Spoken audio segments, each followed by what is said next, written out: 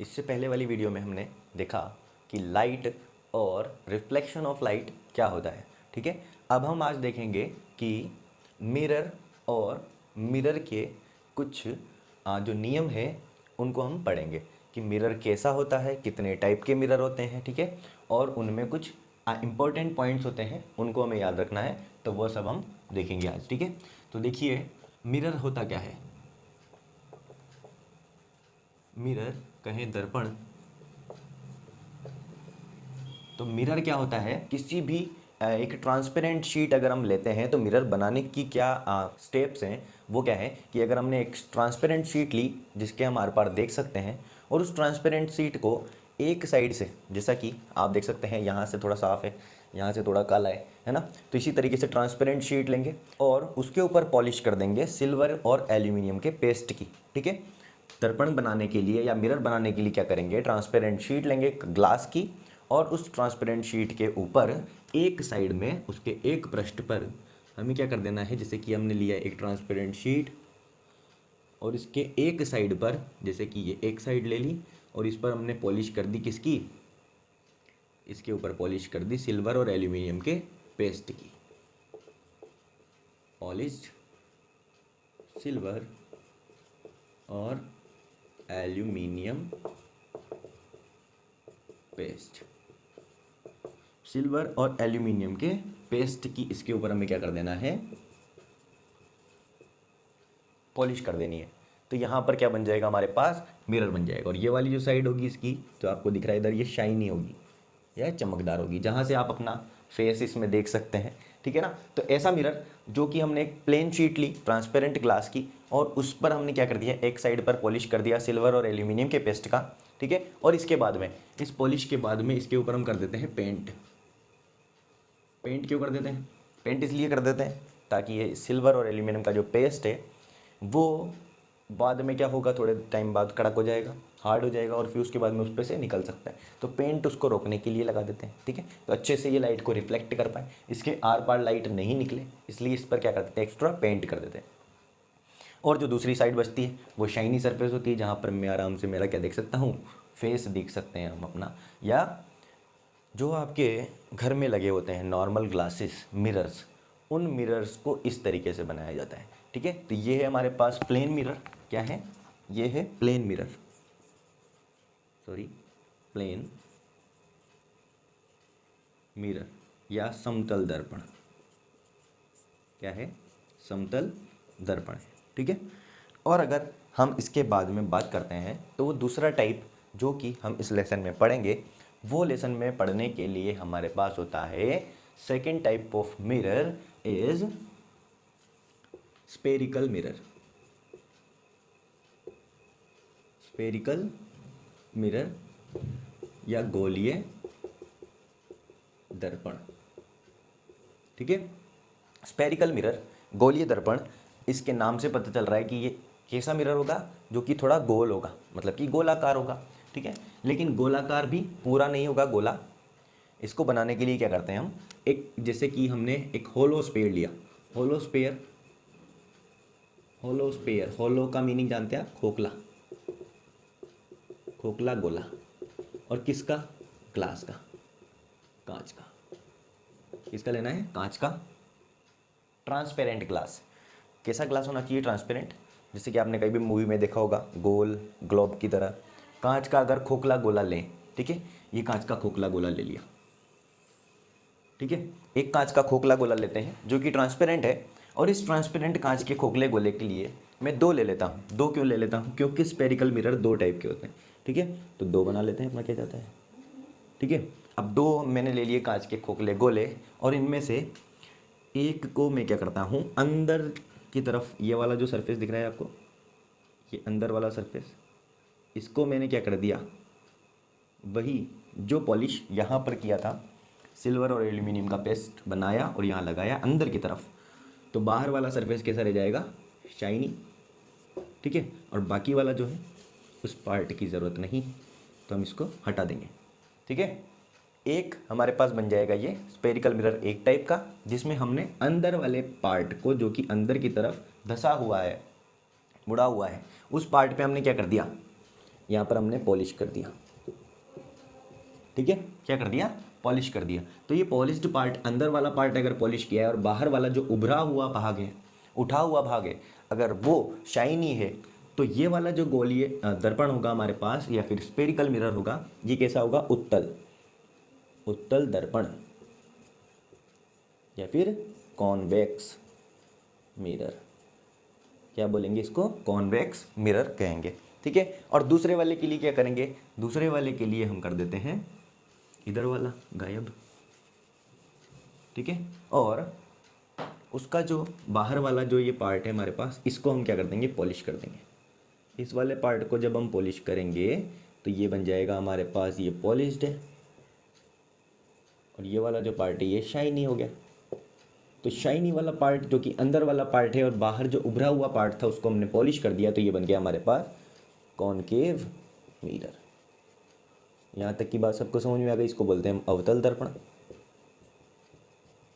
तो मिरर हमने पढ़े दो टाइप के। मिरर ऐसा डिवाइस है जिसको बनाने के लिए हमें चाहिए कांच का ट्रांसपेरेंट शीट या होलोस्फेयर भी हम ट्रांसपेरेंट ले सकते हैं, ठीक है। तो कांच के ट्रांसपेरेंट शीट को लेते हैं और अगर उसके एक साइड को हम पॉलिश कर देते हैं तो जो डिवाइस हमें मिलता है वो डिवाइस मिरर कहलाता है, ठीक है। उसमें हम हमारी इमेज देखते हैं, सीधा सिंपल सा इलाज है। तो वह होता है मिरर। ये दो टाइप के होता है। पहला होता है प्लेन मिरर, जो कि प्लेन शीट को अगर हमने पॉलिश किया है और उसका दूसरा साइड शाइनी रखा है तो वो बन जाएगा हमारे पास प्लेन मिरर। और दूसरा होगा स्पेरिकल मिरर, जो कि दो टाइप के होंगे और इसको बनाने के लिए हमें चाहिए होलोस्फेयर, जो कि ग्लास का होलोस्फेयर होगा, ठीक है। और ये ग्लास कैसा होगा, ट्रांसपेरेंट होगा, ट्रांसपेरेंट ग्लास होगा। उस ट्रांसपेरेंट ग्लास का होलोस्फेयर लेना है और उस होलोस्फेयर के अंदर वाले पार्ट को अगर हम, अंदर धसे हुए पार्ट को अगर हम क्या करते हैं, पॉलिश करते हैं, तो वो हो जाएगा हमारे पास कॉन्वेक्स मिरर। जिस कॉन्वेक्स मिरर में बाहर वाला जो उभरा हुआ पार्ट है, ये वाला, ये क्या होता है, शाइनी होता है, वो कॉन्वेक्स मिरर कहलाता है। और उसके बाद में अगर उसी होलोस्फेयर का बाहर वाला जो उभरा हुआ पार्ट है, इसको हमने क्या कर दिया, पॉलिश कर दिया, और अंदर वाला जो धसा हुआ पार्ट है वो कैसा है, शाइनी। अगर ये शाइनी है तो ये वाला हो जाएगा हमारे पास कॉनकेव मिरर, ठीक है, जिसको हम बोलते हैं अवतल दर्पण। तो ये होता है हमारे पास दर्पण या मिरर। अब आगे हम देखेंगे इसके कुछ पॉइंट्स, और मैंने आपको बताया है कि हम इसमें केवल पढ़ेंगे गोलीय दर्पण को, ठीक है। जैसा कि मैंने आपको बताया है कि जो गोलीय दर्पण है उसके कुछ इंपॉर्टेंट पॉइंट्स हैं, उनको हमें याद रखना है। तो वो अपन यहाँ पर ट्राई करते हैं याद करने की। सीधे याद ही करना है, वीडियो देखें और याद हो जाए, ठीक है। जितने भी टाइम आप वीडियो को देखें उतना तो आपको याद हो। देखें, some important points of some important points of spherical mirror।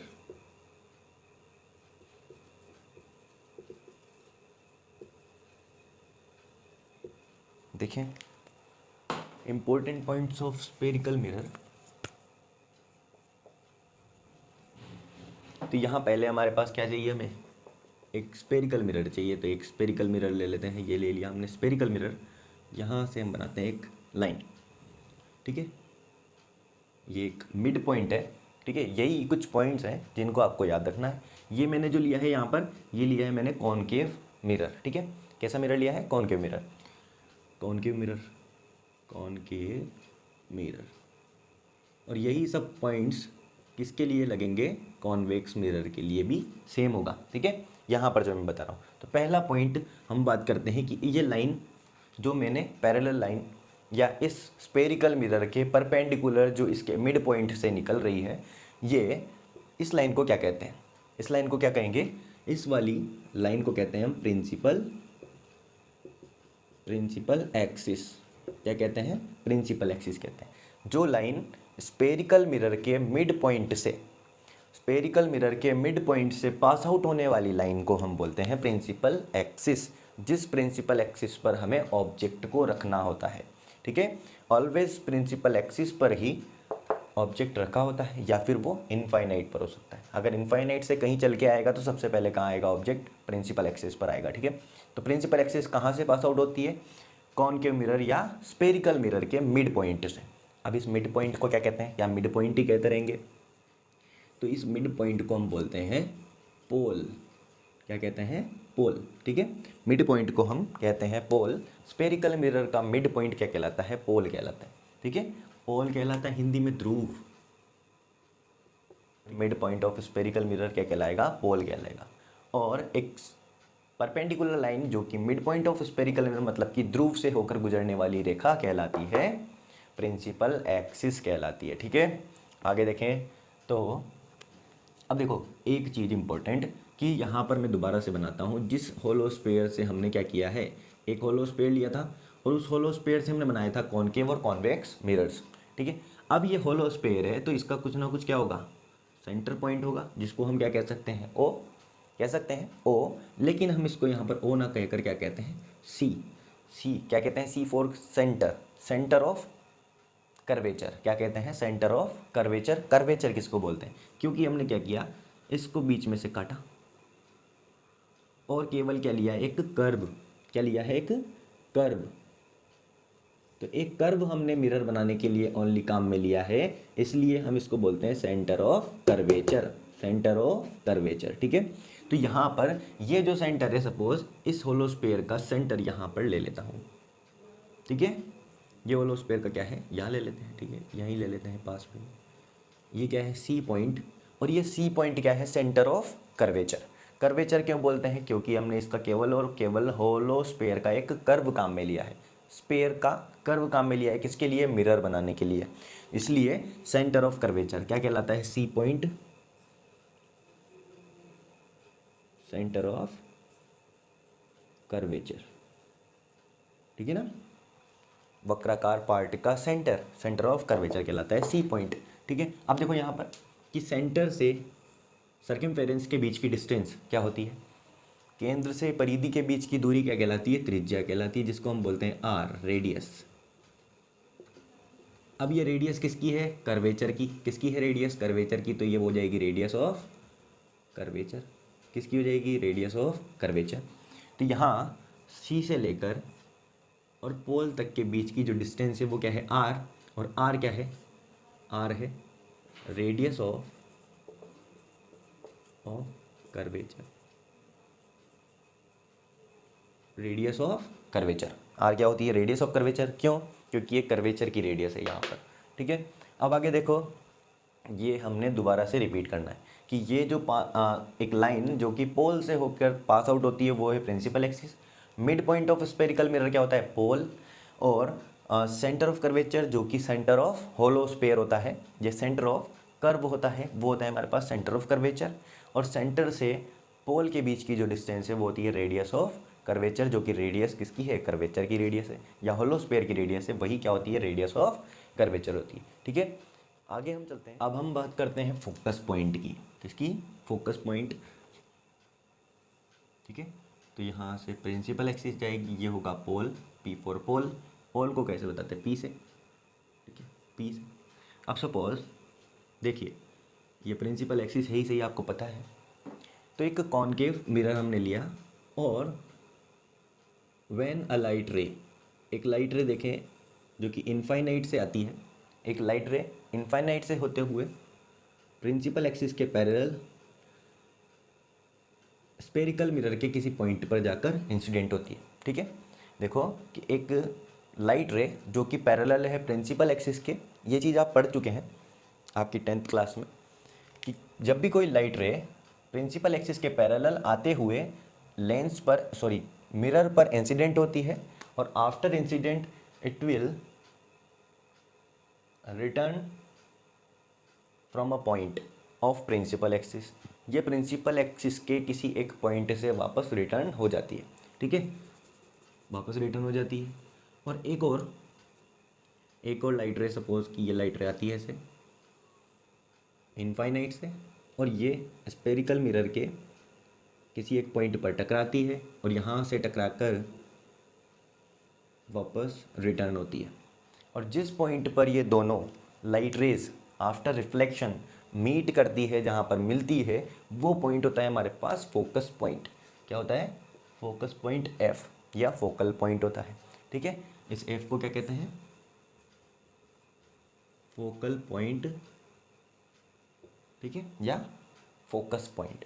ठीक है, क्या बोला कि जब प्रिंसिपल एक्सिस के पैरेलल आने वाली दो लाइट रेज इंसिडेंट होती है किसी स्पेरिकल मिरर पर, और कौन सा वाला स्पेरिकल मिरर है, ये कॉनकेव मिरर। तो कॉनकेव मिरर पर जब इंसिडेंट होती है तो ये आफ्टर रिफ्लेक्शन इस तरीके से प्रिंसिपल एक्सिस पर मीट होती है। जहाँ पर ये दोनों मिलती है उस पॉइंट को बोलते हैं हम फोकस पॉइंट या फोकल पॉइंट, ठीक है। ये है कॉनकेव मिरर। अब कॉन्वेक्स की अगर बात करें तो वहाँ पर फोकस पॉइंट कहाँ पर होगा, तो वहाँ देखेंगे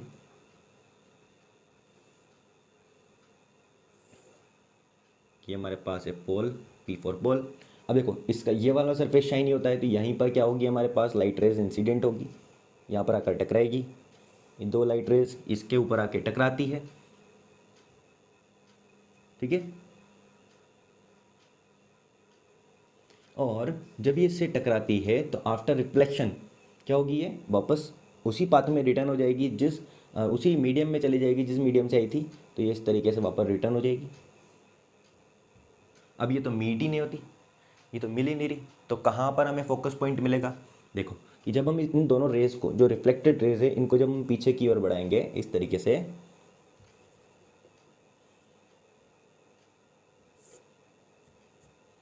तो ये यहाँ पर हमें एक पॉइंट पर मिलती हुई दिखेगी, और जिस पॉइंट पर मिलेगी उस पॉइंट को हम बोलेंगे फोकस पॉइंट या फोकल पॉइंट, ठीक है।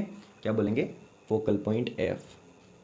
ये वाला पॉइंट फोकल पॉइंट एफ होगा, ठीक है। इसी के साथ में आपको मैं बताता हूँ एक और चीज़ कि एक फोकल पॉइंट से निकलने वाला परपेंडिकुलर प्लेन या परपेंडिकुलर लाइन अगर हम बनाएं, फोकल पॉइंट से निकलने वाली एक परपेंडिकुलर प्लेन, ये कहलाता है हमारे पास फोकल प्लेन। फोकल प्लेन कहलाता है, ठीक है। ये प्लेन होगा, फोकल प्लेन होगा, ठीक है। और ये वाला जो है हमारे पास वो कॉन्वेक्स मिरर है, ठीक है। यहाँ तक की बात सभी को क्लियर होगी। तो ये हो गए हमारे पास कुछ इंपॉर्टेंट पॉइंट्स जो कि मिरर के बारे में आपको जानने थे।